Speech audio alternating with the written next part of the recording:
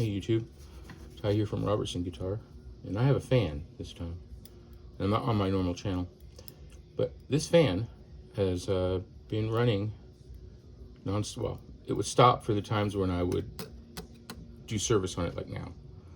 But it basically has run since I bought it in late 2000, summer of 2016, I believe, or 17. It was 17, but it's run every day since then. And just by doing regular maintenance on it, you can keep them running. And they're a very simple design.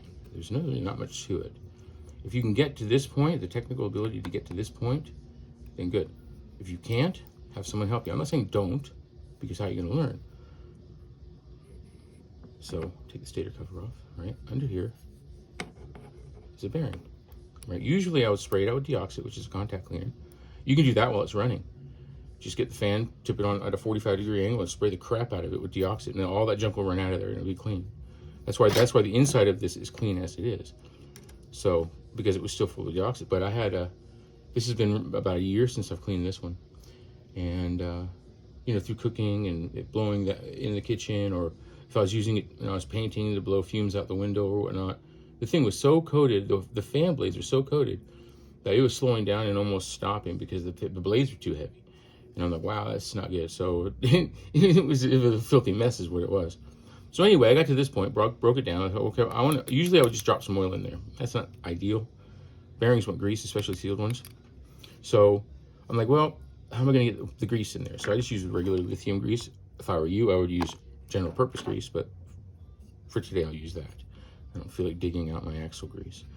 But if you take the rotor out, you're wondering how you're gonna get the grease in there, right? What you do,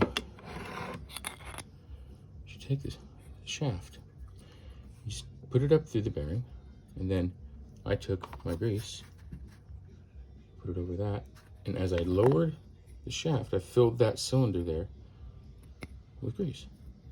Put your thumb over it, and you can literally pump that grease right up in through that bearing, right past that seal, because it's not a heavy-duty seal. It's just a simple dust seal. So you can get that grease right past it and fill that bearing up with grease then. And that's an addition I did this year, and I'm wondering how much more life I'll get out of this fan by doing so. And there's two bearings. There's one in the stator too. So you do the same thing on both. Just put your thumb over it, pump the grease in there, and that's all I got to say. I mean, it was, I don't know, it was a pretty good idea, I thought. And you don't have to take anything further apart. You don't have to worry about the bearings. Just put some grease in there. These things are easy to clean. Get some Deoxit, spray them out. Keep your fan blades clean. If don't go any further than this. Do not take this out because it's wired in. You don't even want that mess. But when you put the covers back on the fan, right? Make sure they're tight. Stretch the grill, because if it doesn't, if it sags in the front, it'll be hitting the blade. It's annoying. That's another trick I learned. So put the top screws in, and then get your fingers in there and push it down, and then screw the other ones in, and it'll pull the grill tight so that it won't bounce on the fan blade. It's another trick. And then do it side to side as well. So north, south, east, and west. Make sure that it's tight. That way it doesn't bounce on your blades. And make sure the blades are fully on the shaft when you insert that thing too. So anyway, that's all I got. Thought it was a good idea. Thought I'd share. Have a good day.